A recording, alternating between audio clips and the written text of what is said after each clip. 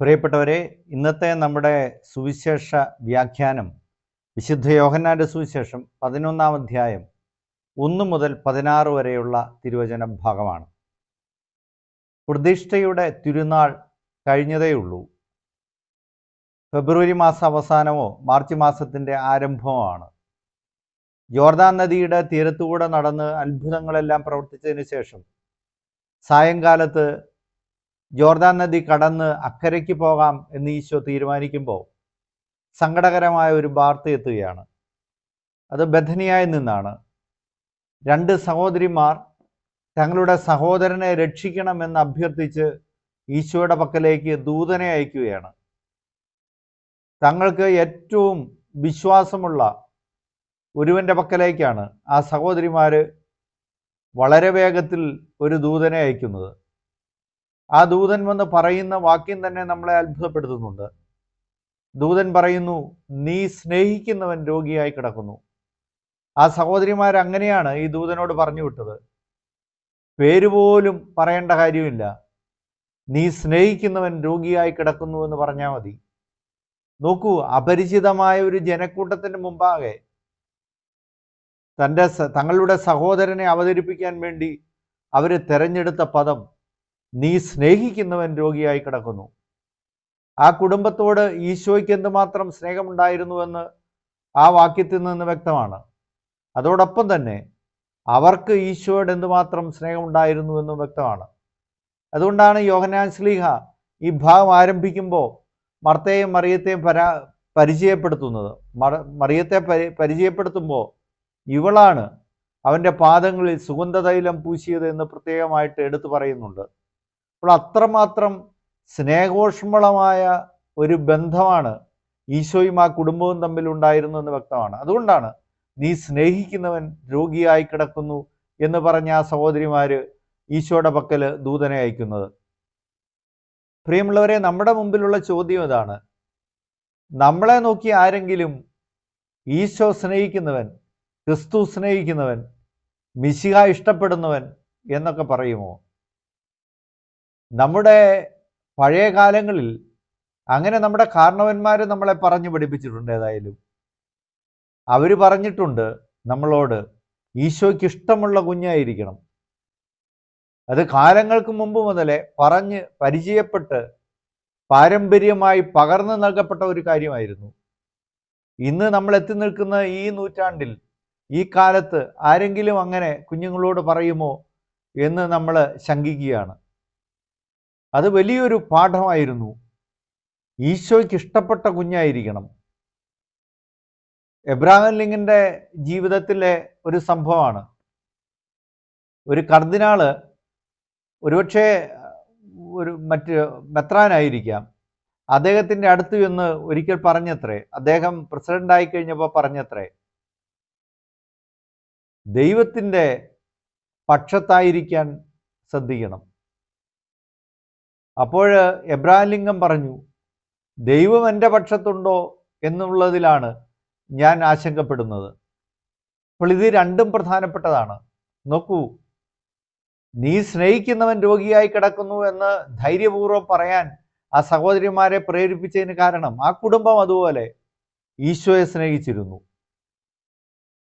കുറേ കാലങ്ങൾക്ക് മുമ്പ് ചെറുപ്പകാലത്ത് 2-ാം ക്ലാസ്സിലോ 3-ാം ക്ലാസ്സിലോ ആണെന്ന് തോന്നുന്നു, പഠിച്ച ഒരു പാഠഭാഗം ഓർക്കുകയാണ്. അതിൻ്റെ തലക്കെട്ടെല്ലാം മറന്നുപോയി, ഇതിൻ്റെ കഥാസാരം മാത്രം ഓർക്കുന്നു. ഒരുപക്ഷെ ആ കഥ വിവരിക്കുമ്പോൾ യഥാർത്ഥത്തിലുള്ള കഥയാണോ അത് തന്നെ ആകണമെന്നില്ല. പക്ഷേ അതിൻ്റെ പ്രധാനപ്പെട്ട പ്രമേയം ഇതാണ്: ഒരു കടത്തുവഞ്ചിക്കാരൻ യുവാവ്, അവനിങ്ങനെ വഞ്ചിയിൽ ആളുകളെ പുഴ കടത്തിക്കൊണ്ടിരിക്കുകയാണ്.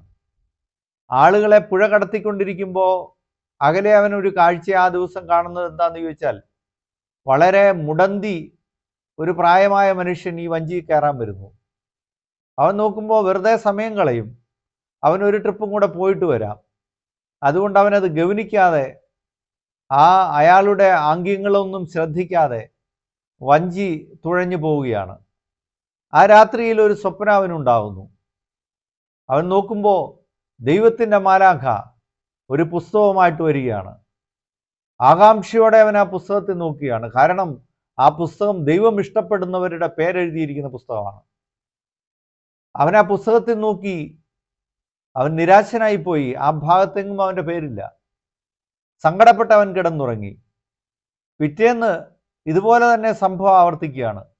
അവൻ വഞ്ചി തുഴഞ്ഞ് പോകാൻ തുടങ്ങുന്ന സമയത്ത് ഇതാ അകലെ നിന്ന് മുടന്തുള്ള ഒരു വൃദ്ധൻ കൈ ആംഗ്യം കാണിക്കുകയാണ്. ഇത്തവണ അവൻ വഞ്ചി അവിടെ നിർത്തി. എന്നിട്ട് ആ വഞ്ചിയിൽ നിന്ന് ഇറങ്ങി ഈ വൃദ്ധനെ കൈപിടിച്ച് വഞ്ചിയിൽ കയറ്റിക്കൊണ്ടുപോയി. ആ രാത്രിയിൽ വീണ്ടും അവന് സ്വപ്നമുണ്ടായി. അവൻ ആകാംക്ഷയോടെ ആ പുസ്തകത്തിൽ നോക്കി. ദൈവം ഇഷ്ടപ്പെടുന്നവരുടെ പുസ്തകത്തിൽ എൻ്റെ പേരുണ്ടോ? മാലാഖ അടുത്ത് നിൽപ്പുണ്ട്. നോക്കുമ്പോൾ ആ പുസ്തകത്തിൽ എഴുതിയിരിക്കുന്ന ആദ്യ പേര് അവൻ്റെ പേരാണ്. ദൈവം ഇഷ്ടപ്പെടുന്നവരുടെ കൂട്ടത്തിലായിരിക്കാൻ നമുക്ക് സാധിക്കുന്നുണ്ടോ എന്നുള്ളത് പ്രധാനപ്പെട്ട ചോദ്യം തന്നെയാണ്, പ്രത്യേകിച്ച് ഈ കാലഘട്ടത്തിൽ. അതുകൊണ്ട് ഈ സഹോദരിമാരുടെ ചോദ്യം നമ്മുടെ ആത്മീയ തലങ്ങളിൽ ഒരുപാട് തരത്തിലുള്ള പ്രതിധ്വനികൾ ഉണ്ടാക്കുന്നുണ്ട്. ഈ ഭാഗത്തേക്ക് തന്നെ വരാം, സുവിശേഷ ഭാഗത്തിലേക്ക് വരാം. 4 കാര്യങ്ങളാണ് അവിടെ ഉള്ളത്. ഒന്നാമത്തത്, ലാസർ രോഗബാധിതനാകുന്നു. 2, രോഗബാധിതനായ സഹോദരനെ രക്ഷിക്കണമെന്ന് പറഞ്ഞ് സഹോദരിമാർ ദൂതനെ അയക്കുന്നു. 3, ലാസർ മരിക്കുന്നു. 4, അങ്ങോട്ട് പോകാൻ ഈശോ ആഗ്രഹിക്കുന്നു, തയ്യാറെടുക്കുന്നു. പ്രിയപ്പെട്ടവരെ, വിശുദ്ധ യോഹന്നാൻ സുവിശേഷൻ അവതരിപ്പിക്കുന്ന, അല്ലെങ്കിൽ സുവിശേഷം മുഴുവൻ അവതരിപ്പിക്കുന്നതിൽ വെച്ച് ഏറ്റവും ശക്തമായ മിറക്കിളാണിത്. ഈശോയുടെ അത്ഭുതം കൊണ്ട് പരമകാഷ്ഠയാണ് ലാസറിനെ ഉയർപ്പിക്കുന്നത്. ഈശോ ലാസറിനെ ഉയർപ്പിക്കുന്നത് തൻ്റെ ഉയർപ്പിൻ്റെ മുന്നോടിയായിട്ടാണ്. ലാസറിനെ ഉയർപ്പിച്ചിട്ട് ലാസറിന് പ്രത്യേകിച്ച് എന്തെങ്കിലും നിയോഗം പൂർത്തിയാക്കാനില്ലായിരുന്നു.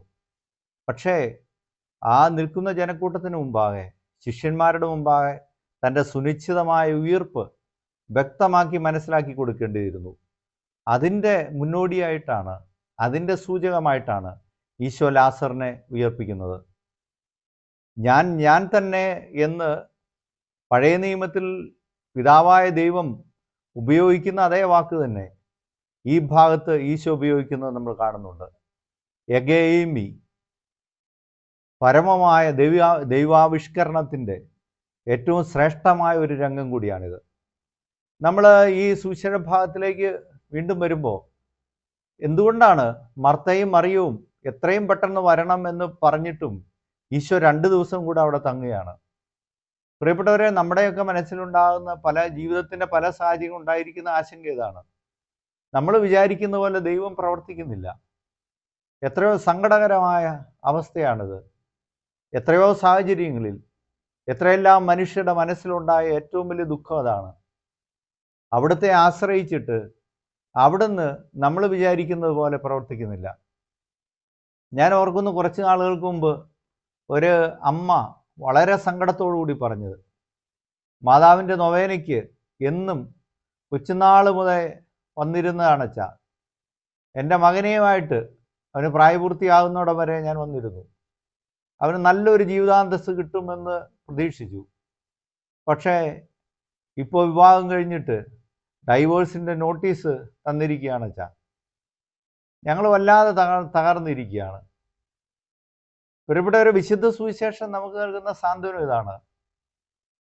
ദൈവത്തിന് ഒരു സമയമുണ്ട്. നമ്മൾ പ്രതീക്ഷിക്കുന്ന പോലെ ആയിരിക്കില്ല ദൈവം പ്രവർത്തിക്കുന്നത്. നമ്മൾ പ്രതീക്ഷിക്കുന്നതിനേക്കാൾ ശ്രേഷ്ഠമായതെന്തോ ദൈവം നമുക്കായിട്ട് ഒരുക്കുന്നു. ആ ഒരു കാര്യമാണ് വിശുദ്ധ ബൈബിൾ തരുന്ന സാന്ത്വനം. അവിടെ ഭൂമിയുടെ അതിർത്തികളിൽ നിർത്തി നമ്മൾ ദൈവത്തെ പരീക്ഷിക്കരുത്. നമ്മുടെ മാനദണ്ഡങ്ങൾ ഭൂമിയുടെ അതിർത്തികളിൽ മാത്രം നിൽക്കരുത്. അത് ഭൂമിയുടെ അപ്പുറത്തേക്ക്, മരണത്തിനപ്പുറത്തേക്കായിരിക്കണം. അങ്ങനെയാകുമ്പോഴാണ് ഈ പ്രതീക്ഷകളുടെ, ഈ ദൈവത്തിൻ്റെ സാന്ത്വനത്തിന് അർത്ഥം, വ്യാപ്തി ഉണ്ടാകുന്നത്. അതുകൊണ്ട് ഈ ലാസറിൻ്റെ രോഗം ഭേദമാക്കുന്നതിനേക്കാൾ എത്രയോ ശ്രേഷ്ഠമാണ് മരിച്ചയാളെ ഉയർപ്പിച്ചത്. അതുകൊണ്ട് ദൈവത്തിൻ്റെ സമയത്തിന് വേണ്ടി കാത്തിരിക്കുക എന്നുള്ളതാണ് പ്രധാനപ്പെട്ട. ഈ സുവിശേഷ ഭാഗം നമ്മളോട് പറയുന്നതാണ്. എല്ലാ സങ്കടങ്ങളുടെയും അവസാനം പ്രതീക്ഷകളുടെ നാളുകളുണ്ടാവും. ദൈവം പ്രവർത്തിക്കുന്ന ഒരു സമയമുണ്ടാവും. അത് ഈ സുവിശേഷ ഭാവം പറയുന്നു. ആ ഒരു ധൈര്യത്തിലാണ് തോമാസ്ലിയ പറയുന്നത്, നമുക്കും അവനോടുകൂടെ പോകാം. ആ ഒരു പ്രതീക്ഷ, ദൈവാശ്രയം നമുക്കുണ്ടാകട്ടെ. ഈശോ നമ്മെ അനുഗ്രഹിക്കും.